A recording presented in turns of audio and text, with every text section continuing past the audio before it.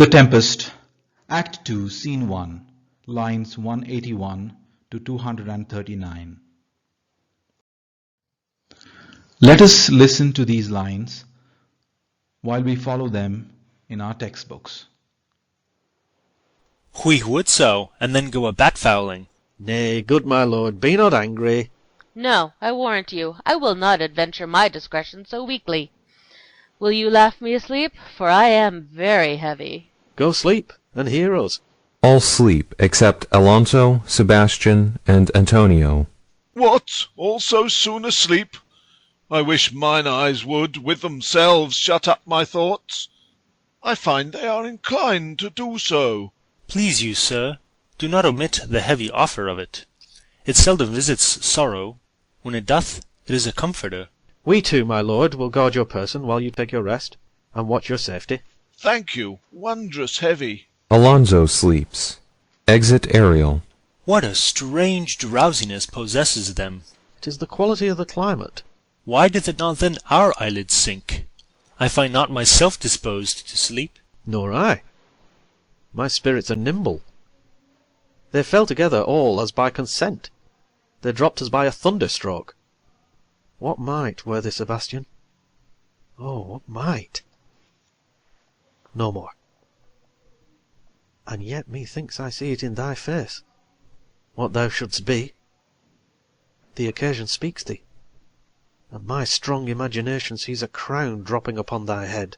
What, art thou waking? Do you not hear me speak? I do, and surely it is a sleepy language, and thou speakst out of thy sleep. What is it thou didst say? This is a strange repose, to be asleep, with eyes wide open, standing, speaking, moving, and yet so fast asleep. Noble Sebastian, thou lett'st thy fortune sleep, die rather, wink'st whilst thou art waking. Thou dost snore distinctly, there's meaning in thy snores. I am more serious than my custom. You must be so too, if heed me, which to do trebles thee o'er. Well, I am standing water. I'll teach you how to flow. Do so, to ebb hereditary sloth instructs me. Oh, if you but knew how you the purpose cherish whilst thus you mock it, how in stripping it you more invest it. Ebbing men indeed most often do so near the bottom run, by their own fear or sloth. Prithee, say on. The setting of thine eye and cheek proclaim a matter from thee, and a birth indeed which throws thee much to yield. Thus, sir, although this lord of weak remembrance, this, who shall be of as little memory when he is earthed, hath here almost persuaded, for he's a spirit of persuasion, only professes to persuade, the king, his son's alive, 'tis as impossible that he's undrowned, as he that sleeps here swims. I have no hope that he's undrowned. Oh, out of that no hope, what great hope have you? No hope that way is another way so high a hope, that even ambition cannot pierce a wink beyond, but doubt discovery there. Will you grant with me that Ferdinand is drowned? He's gone. Let us now look at the text in detail. In the last class, we might have noticed that Gonzalo is getting really irritated by Antonio and Sebastian. And he says, out of his irritation, he says to these two, "You are so brave, you would even steal the moon if it remained in its orbit for more than 5 weeks. And to that Sebastian reacts here and he says, "We would so, and then go a bat fowling." Says, "We certainly would, then would go stealing birds roosting at night in the absence of moon." And remember, Ariel makes his entry while this is being said. So when Ariel makes his entry, he is up to some trick. "Nay, good my lord, be not angry." So Antonio pretends to pacify Gonzalo, who is getting angry now. Gonzalo, "No, I warrant you, I will not adventure my discretion so weakly. Will you laugh me asleep? For I am very heavy. I promise you I am not. I wouldn't risk my reputation for self-control for such a tiny thing.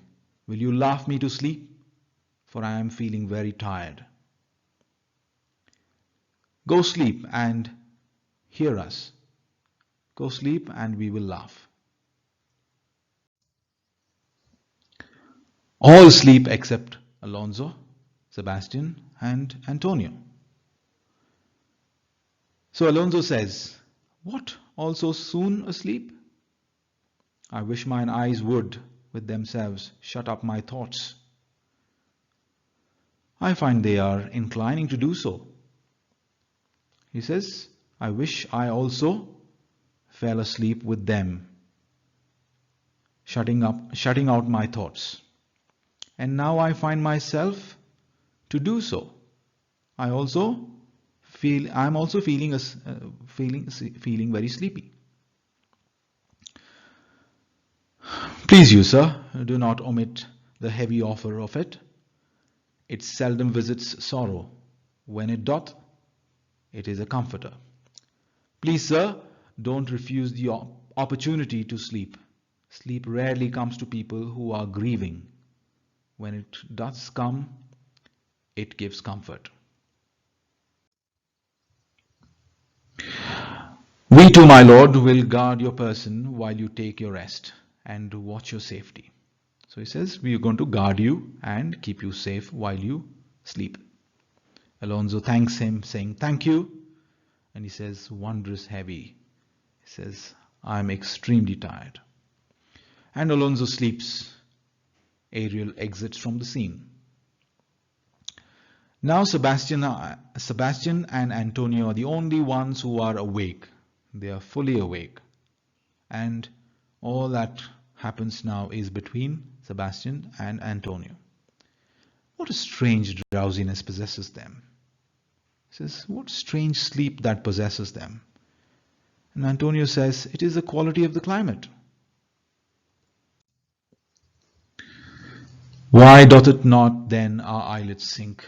I find not myself disposed to sleep." He says, "If it is climate, why is it not closing our eyelids also? I don't feel sleepy at all." "Nor I.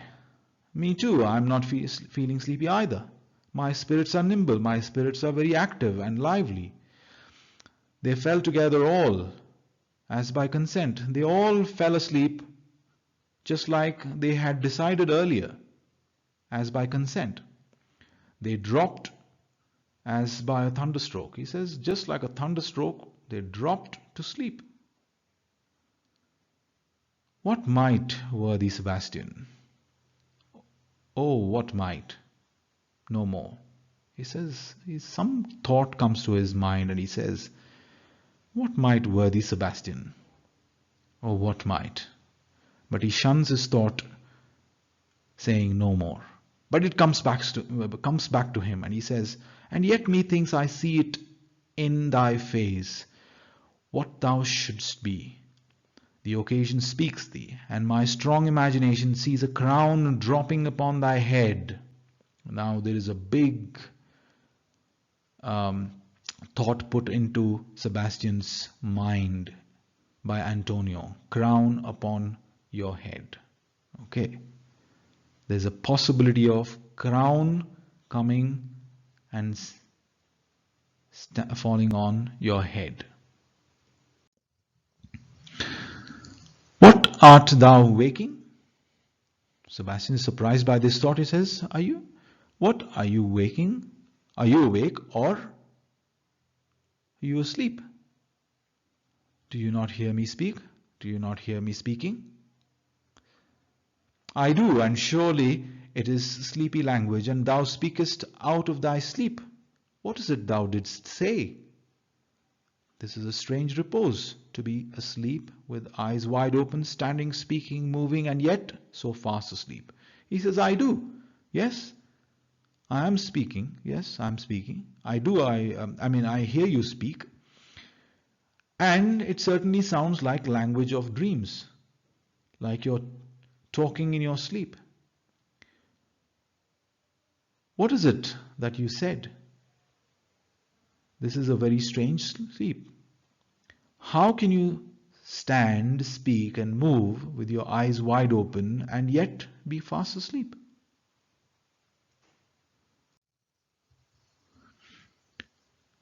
Noble Sebastian, thou lettest thy fortune sleep, die rather, winkest whilst thou art waking.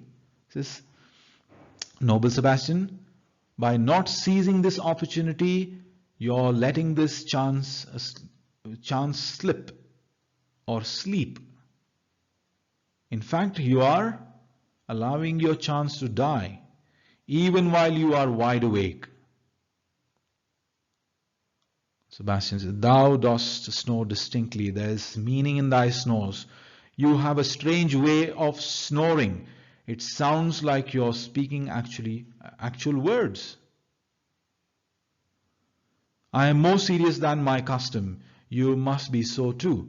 If heed me, which to do troubles thee over. He says, I am more serious right now than I usually am.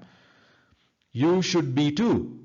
If you listen to me, if you follow my advice, you will become 3 times as powerful as you are now. Well, I'm standing water. He says, I'm like standing water.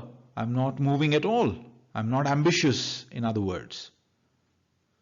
I'll teach you how to flow. I'll teach you how to become ambitious. Do so. To ebb hereditary sloth instructs me. He says, yeah, please do so. But to withdraw my natural laziness instructs me. Means it doesn't allow me to move. My natural laziness doesn't allow me to move. Oh, if you but knew how you the purpose cherish, while thus you mock it, how in stripping it you more invest it. Ebbing men indeed most often do so near the bottom run by their own fear or sloth.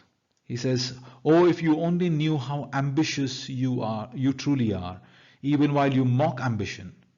The more you make fun of it, the more obvious it is how much you care. Men who do nothing usually wind up at the bottom, controlled by their own fear and laziness. Sloth here is laziness. Prithee, say on. Now Sebastian finds himself interested in this. And he says, prithee, please, say on, carry on. The setting of thine eye and cheek proclaim a matter from thee, and a birth indeed while throws thee much to yield. He says, please continue. There's something in your face and eyes that indicates you're talking about something serious, and that, like giving birth, you're finding it hard to actually get it out.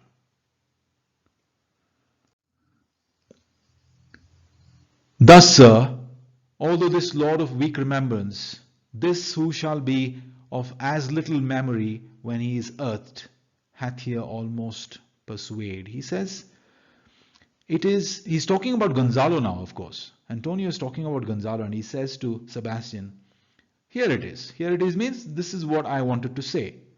Although this Lord with the bad memory, and he won't be remembered by anyone when he is dead and buried, almost persuaded the king. So, king is persuaded by this insignificant man that his son is alive. For he is a spirit of persuasion. Gonzalo is a spirit of persuasion. Only professes to persuade. He just professes to persuade. It is his job to persuade the king that his son is alive. Because he is the advisor, he has to advise that his son is alive. But it is as impossible that he is undrowned, and he that sleeps here swims. He says, because his entire mind is focused only on persuading people that the king's son is alive, it's impossible that he did not drown. Saying he survived is like saying that this man sleeping here is actually swimming. I have no hope that he is undrowned. I also hold no hope that he is survived. So Sebastian agrees here. Oh, out of that no hope, what great hope you have. have you. No hope that way is another way, so I hope that even ambition cannot pierce a wink beyond. But doubt discovery there. Will you grant with me that Ferdinand is drowned? He says, oh, but from that no hope arise amazing hopes for you. No hope for Ferdinand's survival is for you so high a hope that not even ambition for greatness could imagine anything higher, or even entirely believe that this possibility exists. Do you agree with me that Ferdinand has drowned? Ferdinand completely agrees and believes, and he says he's gone, he's dead. As a summary now, what did we find? We found Sebastian and Antonio keep their attack on Gonzalo. As things get heated up, Ariel arrives on the scene and he casts magic. He, through his magic, brings on sleep on all except for Sebastian and Antonio. And we are revealed deeper into their character through their conversation. Thank you.